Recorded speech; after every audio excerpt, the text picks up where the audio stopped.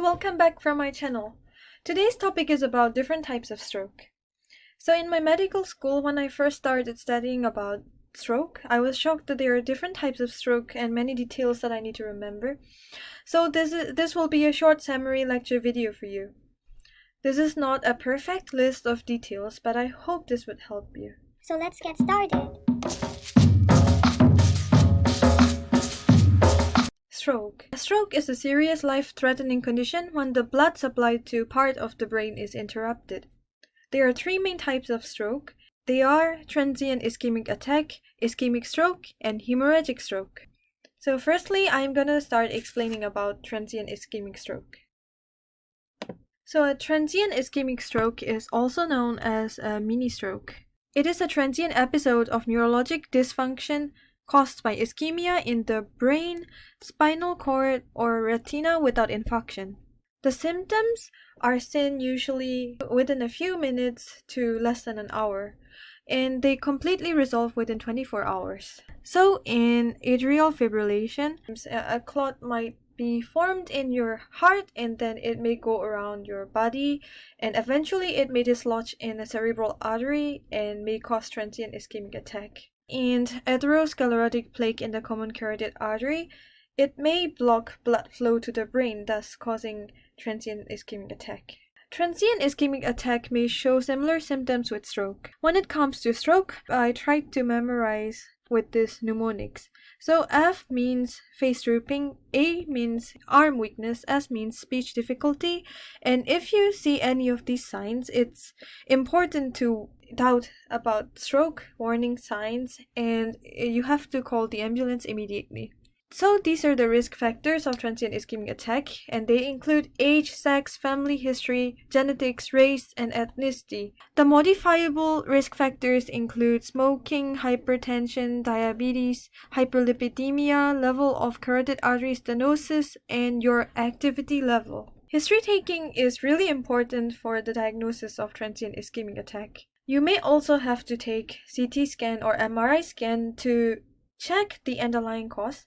And then the treatment, it is usually to prevent the future ischemic strokes and to address the risk factors. And it may depend on the underlying cause of the transient ischemic attack, and they may include lifestyle modification, antiplatelet medication such as aspirin or clopidogrel, and also anticoagulant medications.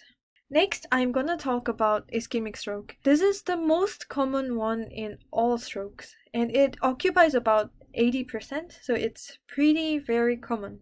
So what is it? A blockage or narrowing in the arteries of the brain may cause necrosis in your brain tissues, and it is called ischemic stroke. So there are two main types of ischemic stroke. As you can see here, it's called thrombotic stroke and embolic stroke. In the thrombotic stroke, a blood clot or thrombus, it grows in the blood vessels and they can reduce the blood flow, thus causing the stroke. And in the case of embolic strokes, it might be a foreign material or a fatty plaque or thrombus from elsewhere besides your brain. So it's from outside your brain. For example, your heart atrium when it's going through atrial fibrillation. Thrombotic strokes is further divided into atherothrombotic cerebral infarction and lacuna infarction. Atherothrombotic cerebral infarction is due to atherosclerosis of a major artery. In lacuna infarction, it is usually due to occlusion of a small perforating artery. And because it's small, the symptoms may take longer to show. Its lesion is usually in the deeper structures of your brain. It's in the subcortical structures, including internal capsule, basal ganglia, and brainstem. The risk factor for thrombotic strokes includes hypertension, diabetes, hyperlipidemia, and smoking.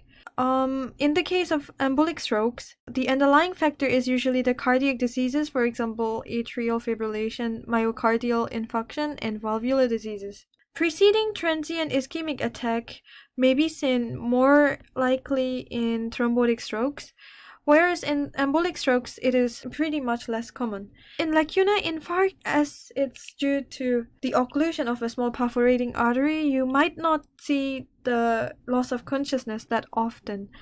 But in embolic strokes, you may see the sudden loss of consciousness. Next, I'm going to talk about hemorrhagic stroke.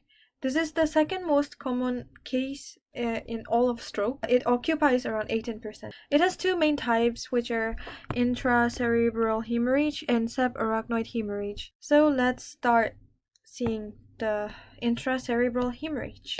Intracerebral hemorrhage means sudden bleeding into the tissues of the brain, into its ventricles or into both. The risk factors include hypertension, amyloidosis, alcoholism, low cholesterol, blood thinners, and cocaine use.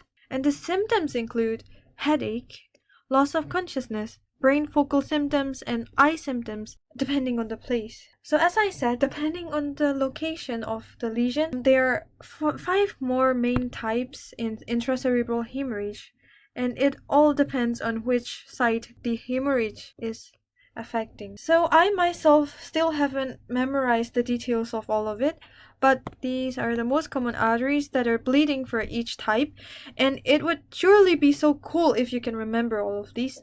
But what I always have in mind is that this brainstem hemorrhage has the worst prognosis. It shows symptoms such as pinpoint pupil, sudden loss of consciousness, and quadriplegia. The majority of the patients in the first 4 types, usually have hypertension. But the last one, subcortical hemorrhage, it doesn't have much relation to the hypertension. Next, we're going to talk about subarachnoid hemorrhage. So from the name, you can understand that it's the bleeding between the arachnoid matter and the pia mater. The symptoms include rapid severe headache, vomiting, decreased level of consciousness, fever, and sometimes seizures. You may also see neck stiffness or neck pain, like Brudzinski sign, and Karnick's sign will also be positive, and it's all due to the increased intracranial pressure in your skull.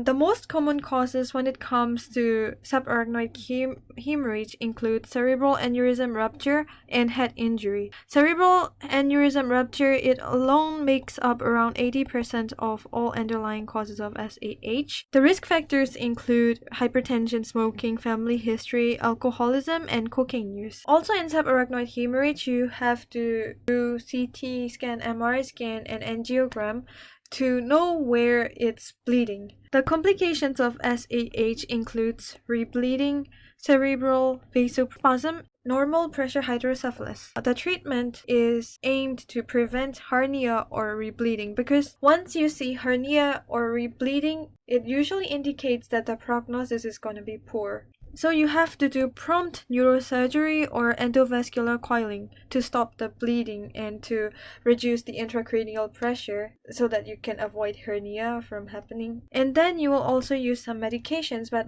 I'm not going to talk about it here. And nearly half of the people with the SAH due to an underlying aneurysm die within 30 days, and about a third who survive still has ongoing problems.